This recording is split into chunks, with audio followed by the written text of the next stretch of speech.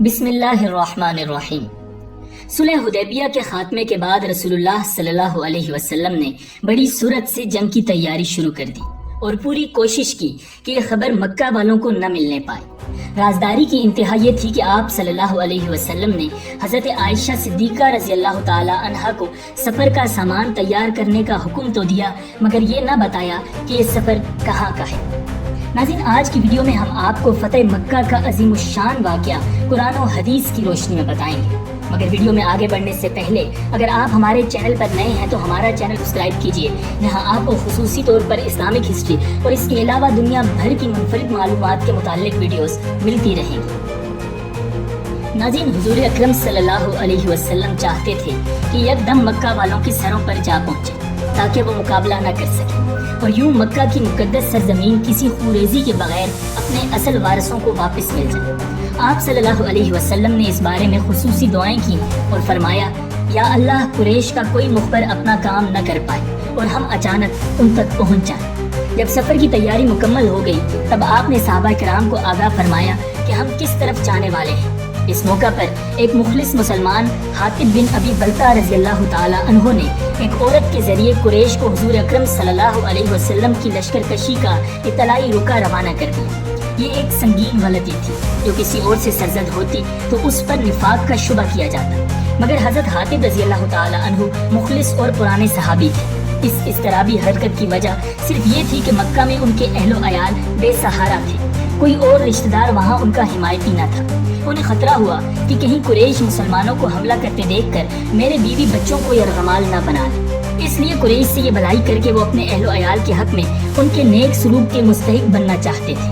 رسول اللہ صلی اللہ علیہ وسلم کو اللہ تعالیٰ نے اس کی اطلاع دے دی۔ آپ صلی اللہ علیہ وسلم نے حضرت علی، حضرت زبیر اور حضرت مقداد بن اسود رضی اللہ تعالی عنہم کو اس عورت کے پیچھے بھیجا۔ انہوں نے سر پر گھوڑے دوڑا کر مدینہ کے مضافاتی مقام روضہ خاخ میں اسے جا لیا اور حضرت حاطب رضی اللہ تعالی عنہ کا رکا برآمد کرا لیا۔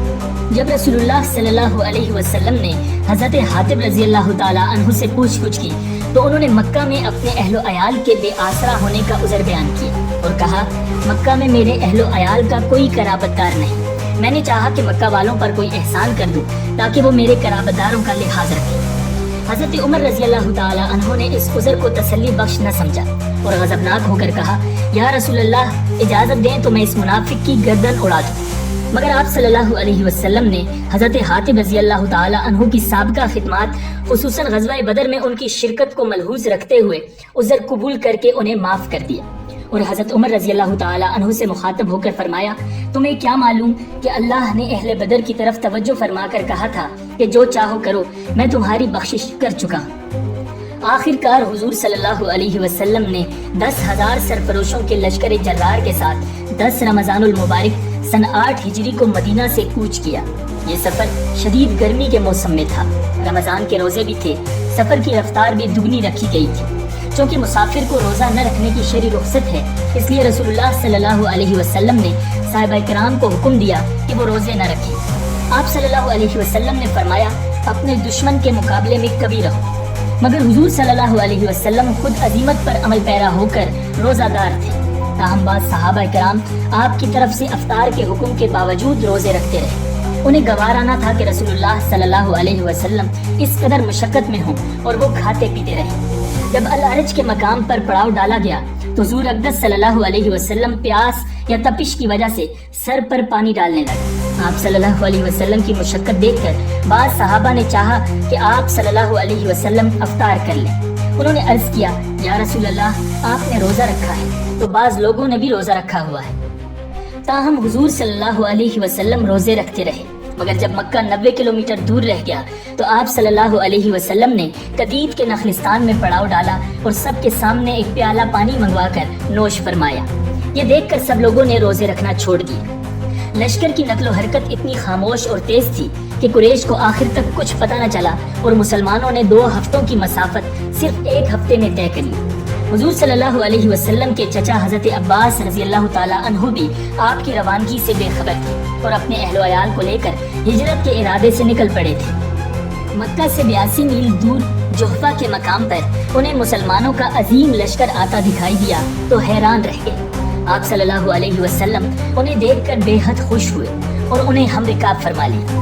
حضور صلی اللہ علیہ وسلم نے مکہ کے قریب مر الزہران پہنچ کر پڑاؤ ڈالا۔ تب قریش کو ہوش آیا اور وہ مکہ کے دروازوں پر اتنی بڑی فوج دیکھ کر سراسیمہ ہو گئے۔ یہاں ایک عجیب واقعہ پیش آیا۔ قریش کے متعصب اور سرکردہ لوگوں میں سے 2 افراد نے اسلام قبول کر لیا۔ دونوں ابو سفیان تھے، ایک ابو سفیان بن حرب، دوسرے ابو سفیان بن الحارث۔ ابو سفیان بن الحارث بنو ہاشم کے ممتاز رکن اور حضور صلی اللہ علیہ وسلم کے چچا زاد تھے۔ بچپن اور جوانی کے دوست تھے، شاعری میں بھی انہیں کمال حاصل تھا، مگر انہوں نے شان رسالت میں نازیبہ اشعار کہہ کر حضور صلی اللہ علیہ وسلم اور مسلمانوں کو بڑا دکھ پہنچایا تھا۔ تاہم اب ان کے دل میں اسلام کی سچائی کا یقین گھر کر گیا تھا۔ انہیں اپنے ماضی پر اتنی ندامت ہوئی کہ دل بھر آیا اور وہ اپنے ایک کم سن بچے کو ساتھ لیے ہوئے رسول اللہ صلی اللہ علیہ وسلم کی خیمگاہ میں حاضر ہوئی۔ آپ کو ان کی آمد کی اطلاع ملی تو ان کے دیے ہوئے زخم یاد آ گئے۔ آپ نے فرمایا، میں ملنا نہیں چاہتا۔ انہیں معلوم ہوا تو بےتاب ہو کر کہنے لگے، اللہ کی قسم، اگر حضور صلی اللہ علیہ وسلم نے مجھے ملنے کی اجازت نہ دی تو میں اپنے چھوٹے بچے کا ہاتھ تھام کر کسی صحرا میں نکل جاؤں گا اور ہم وہیں بھوکے پیاسے مر جائیں گے۔ آپ صلی اللہ علیہ وسلم کو یہ بات بتائی گئی تو تڑپ اٹھے، انہیں بلایا اور مشرف اسلام فرمایا۔ ابو سفیان بن الحارث رضی اللہ تعالی عنہ اب اپنے ماضی کی کوتاہیوں کی تلافی کرنے کے لیے بے چین تھے۔ ادھر ابو سفیان بن حرب جو قریش کے سب سے جری اور نامور سردار تھے، 2 ساتھیوں کے ہمراہ لشکر اسلام کا جائزہ لینے کے لیے نکلے۔ حضور صلی اللہ علیہ وسلم کے حکم سے مسلمانوں نے اپنے خیموں کے سامنے الاؤ روشن کر رکھے تھے۔ مکہ والے دور سے سینکڑوں روشنیاں جگمگاتی دیکھ کر مرعوب ہو رہے تھے۔ ابو سفیان بن حرب بھی یہ منظر دیکھ کر بے ساختہ پکار اٹھے کہ ایسا لشکر اور ایسی روشنیاں میں نے زندگی بھر نہیں دیکھی۔ ان کی بلند آواز رات کے سناٹے میں دور تک گئی۔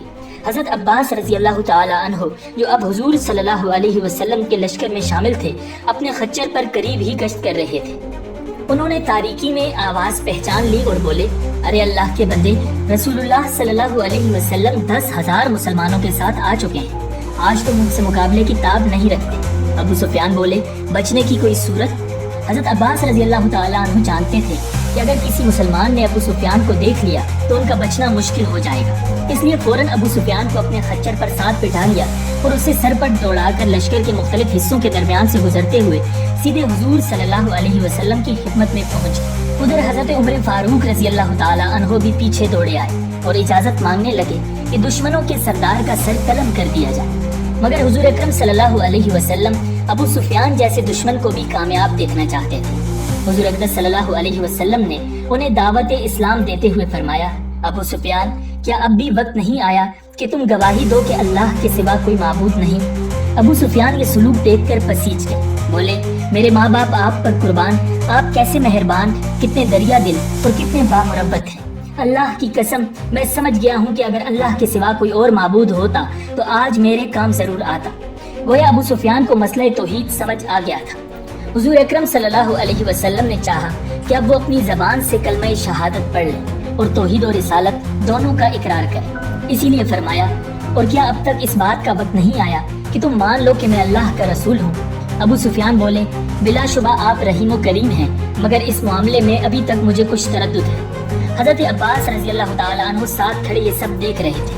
وہ جانتے تھے کہ ابو سفیان پر حقیقت واضح ہو چکی ہے، مگر صرف ایک رئیسانہ نخوت انہیں اللہ کی غلامی اور بارگاہ رسالت کی حلقہ بگوشی سے روک رہی ہے۔ انہوں نے فوراً اس شیطانی وسوسے کو دور کرنے کے لیے کہا، اللہ کے بندے، اس سے پہلے کہ تمہاری گردن اڑا دی جائے اسلام قبول کر لو۔ یہ نسخہ کارگر ثابت ہوا۔ ابو سفیان تمام وسوسوں کو ذہن سے جھٹک کر اسلام لے آئے۔ اس موقع پر حضرت عباس رضی اللہ تعالیٰ عنہ نے حضور اقدس صلی اللہ علیہ وسلم سے ابو سفیان بن حرب رضی اللہ تعالیٰ عنہ کو کوئی اعزاز دینے کی سفارش کی۔ حضرت صلی اللہ علیہ وسلم نے فرمایا، کیوں نہیں؟ جو شخص ابو سفیان کے گھر میں پناہ لے وہ مامون ہے، جو حرم شریف میں پناہ لے وہ بھی مامون ہے، اور جو اپنے گھر کا دروازہ بند کر لے وہ بھی مامون ہے۔ رحمت عالم صلی اللہ علیہ وسلم نے یہ پیشکش اس لیے فرمائی تاکہ مکہ کے لوگ عدم تحفظ کا شکار ہو کر لڑنے بھیڑنے کی کوشش نہ کریں، کیونکہ بعض اوقات خوف بھی انسان کو حملے پر مجبور کر دیتا ہے۔ آپ صلی اللہ علیہ وسلم نے سب کے لیے امن کی عملی صورتیں مہیا فرما کر اس کا انتظام کر دیا کہ مسلمان کسی مزاحمت کا سامنا کیے بغیر مکہ میں داخل ہو جائیں اور مقدس سرزمین خونریزی سے پاک رہے۔ ناظرین پھر کس فاتحانہ شان کے ساتھ سرور کونین امام الانبیاء جناب رسول اللہ صلی اللہ علیہ وسلم اپنے آبائی شہر مکہ مکرمہ میں داخل ہوئے اور آپ کو طرح طرح کی اذیتیں پہنچانے والے قریش مکہ کے ساتھ آپ نے کیا سلوک کیا، جاننے کے لیے دیکھیے اس ویڈیو کا پارٹ 2۔ ناظرین اگر آپ کو یہ ویڈیو پسند آئی ہے تو ویڈیو کو لائک کیجیے، چینل کو سبسکرائب کیجیے۔ اللہ نگہبان۔